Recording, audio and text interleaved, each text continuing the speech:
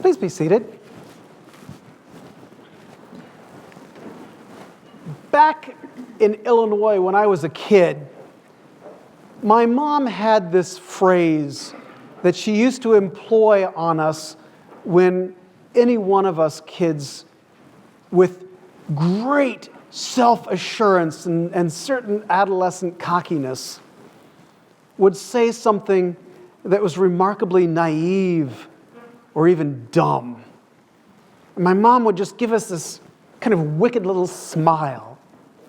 And she'd say, "Bless your pointed little head."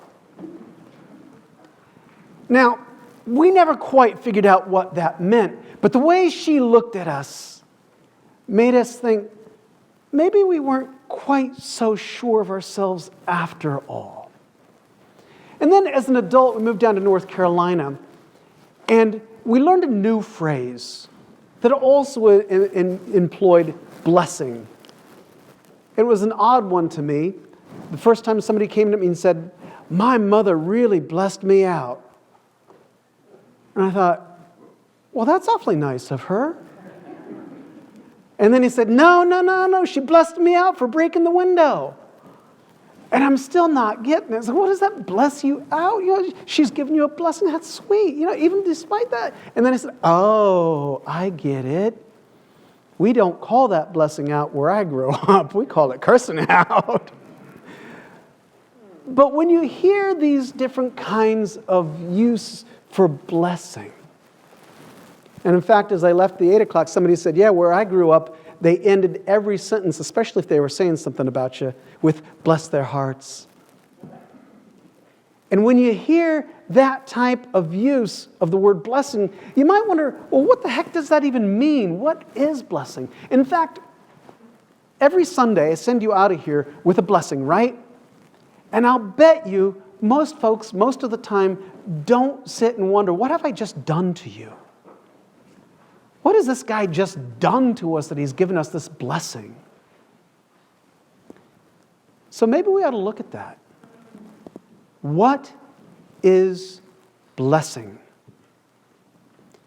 In short, it is pleasing God. Now, how do we get there? Well, first of all, we can start off by looking at our gospel. Our gospel has the word blessing all over the place, right? You know what? Let's backtrack a little bit.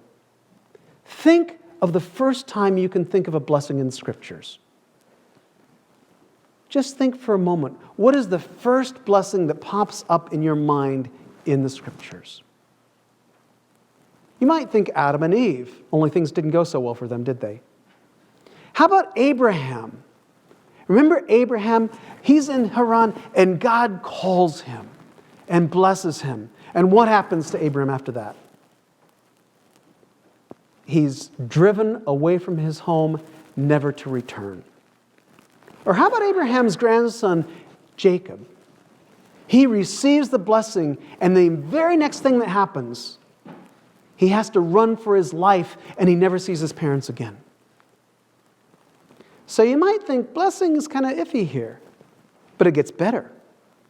Now we get to the ultimate blessing in today's gospel. And look at what Jesus talks about with blessing. He says, "Blessed are the poor in spirit. Blessed are those who mourn." Oh, and by the way, Matthew says poor in spirit. In Luke's gospel, it just says, "Blessed are the poor." You've got blessed are those who mourn. Blessed are the meek. Blessed are those who hunger and thirst for righteousness. Blessed are the merciful. Blessed are the pure. Blessed are the peacemakers. Here's a good one. Blessed are those who are persecuted for righteousness' sake. And the kicker? Blessed are you when people persecute you and revile you and utter all kinds of evil falsely against you on my account. Blessing just looks better and better every minute, doesn't it? Now, before we want to understand why blessing means pleasing God, we need to go back a little further. Let's go back to Micah, the Old Testament reading today, the prophet Micah. Now, you may not know much about him, but he lived in a time when Israel was actually divided up into two countries. In the north was the country of Israel, and in the south was the country of Judah. They used to be one country, they had a civil war, they split up, there you go. Micah lives down in Judah. But in Israel, they're under siege. The big empire of Assyria is attacking Israel. And what happens when big countries attack little countries? Refugees start flowing out. And all the refugees started heading down to Judah. And all the Judeans were like, we do not like these refugees coming here. Don't let them come. And Micah, who is in Judah, stands up and he says, God is not happy with this. In fact, God's not happy with anybody in this picture. The Assyrians, they shouldn't be attacking.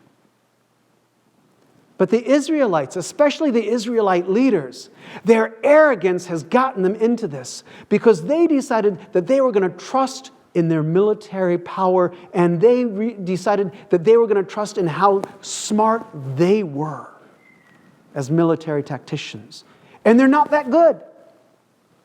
And they weren't that big. They weren't that powerful. So that wasn't a very smart thing to do. But you Judeans, who have a better military,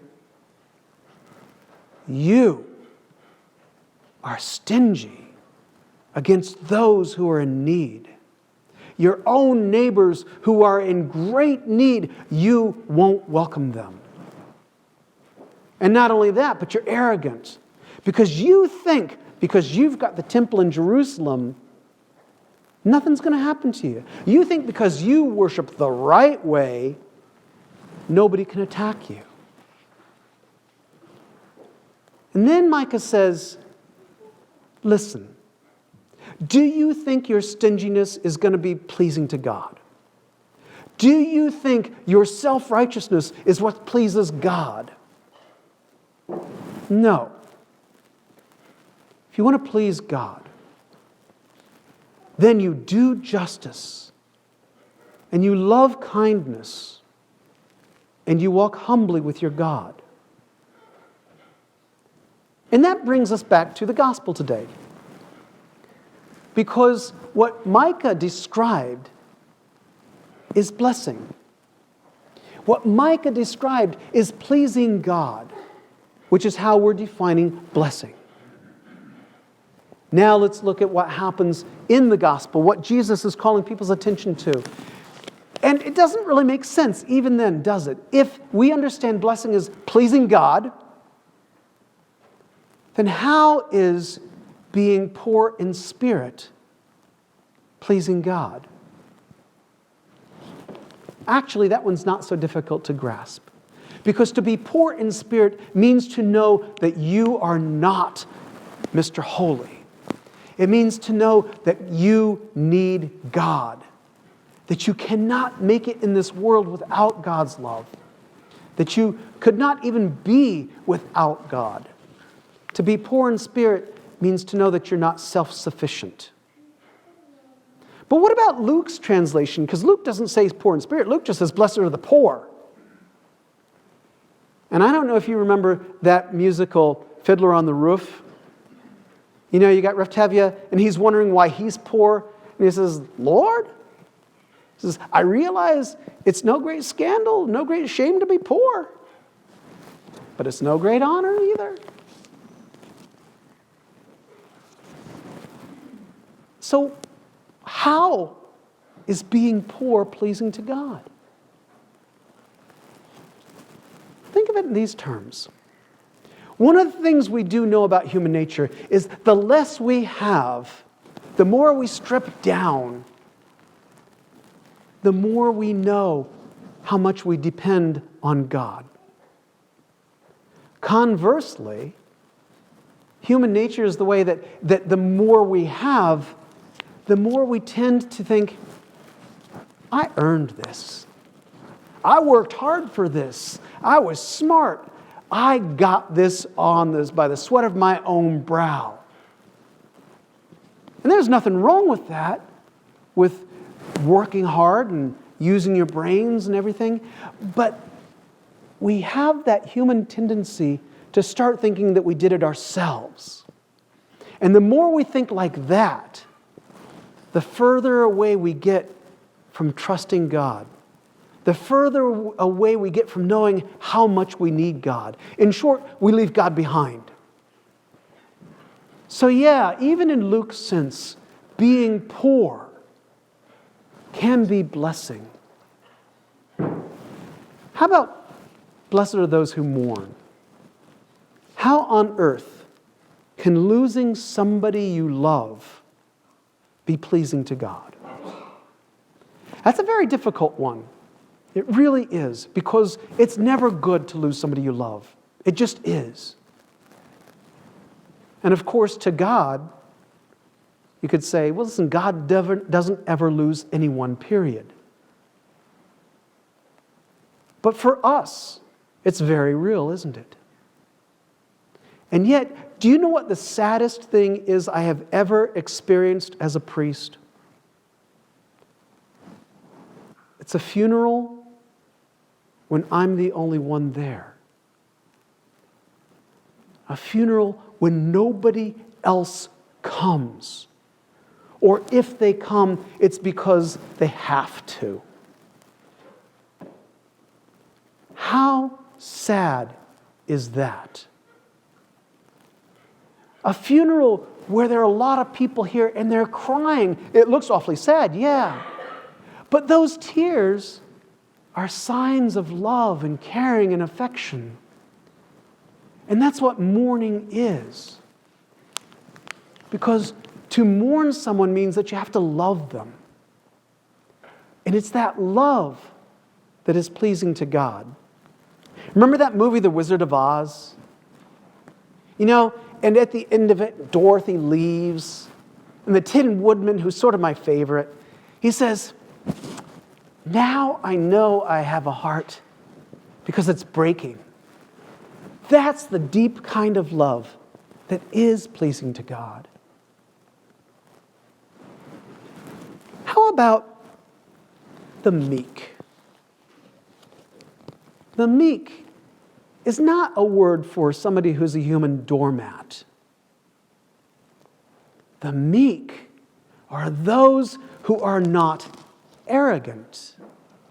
The meek are those who see the world as it is, not how they expect it to be. The meek are those who meet the world head on and say, okay, this is how things are. How do we move ahead? As opposed to, that's not the way it's supposed to be. Because when we look at the world and say, this is how it's supposed to be because I say so, what we are doing is failing to see God at work already in the world around us. Now, that doesn't make us passive, but it does mean when we forget that God is already at work, we begin to think that the whole world depends on us. Only I can do it. And we leave God behind. But when we are meek, when we see the world as it is, and we understand that God is at work in it, then we can still work. But we trust God, and that pleases God. How about these other blessings? We'll take some of them together. You know, blessed are those who hunger and thirst for righteousness. Blessed are the merciful. Blessed are the pure in heart. Blessed are the peacemakers. Those things have two things in common. One is that they are how we treat each other. Having mercy, that pleases God. Sowing peace, that pleases God.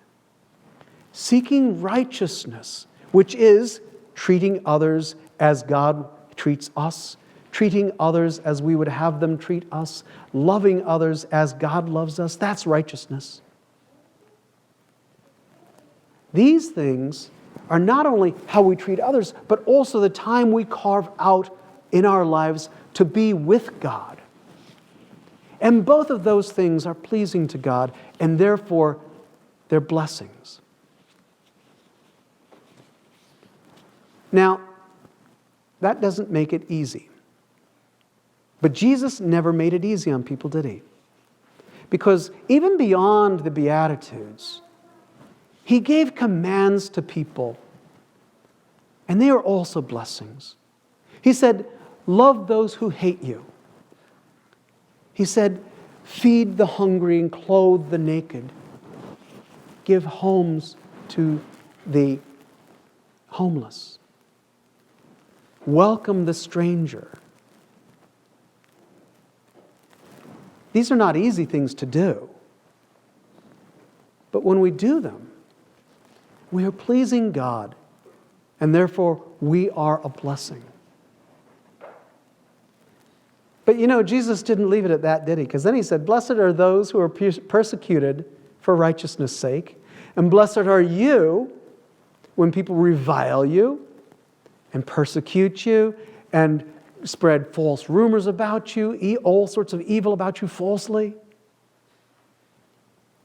Because Jesus knew that it is the world's way, which is not the same as God's way.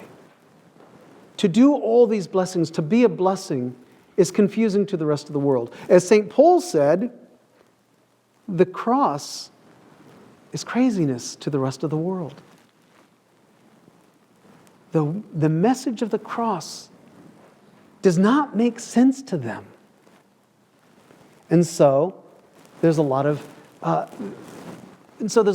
contempt for it.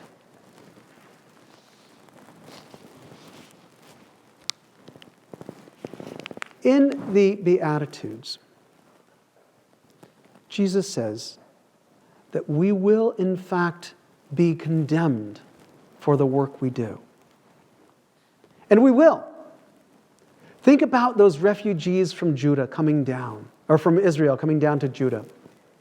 We in the church, as part of our ancient mission, have always seen it as part of our role to welcome refugees. But just as long as we've been doing that, so have others said we don't want them. They're a strain on our resources. We don't trust them. So even as the church fulfills its mission, it is condemned. As Christians, we're called to love those who hate us. We're called to love those who are different from us, whether it is gender, whether it is through wealth, whether it is political persuasion, whether it is anything, even religion. We're called to love them, and others say that's foolishness because they're not like us. But they are God's children. They're all God's children. And if the Beatitudes teach us anything, if Jesus teaches us anything, it is that what pleases God most is when we love God, carve time out for ourselves to love God. And through the love of God, reach out to love others as we love ourselves. It's not easy. It's not widely accepted. But we do know this, that the very act of loving pleases God beyond our ability to even imagine it. And that is all the blessing that we will ever need. Amen.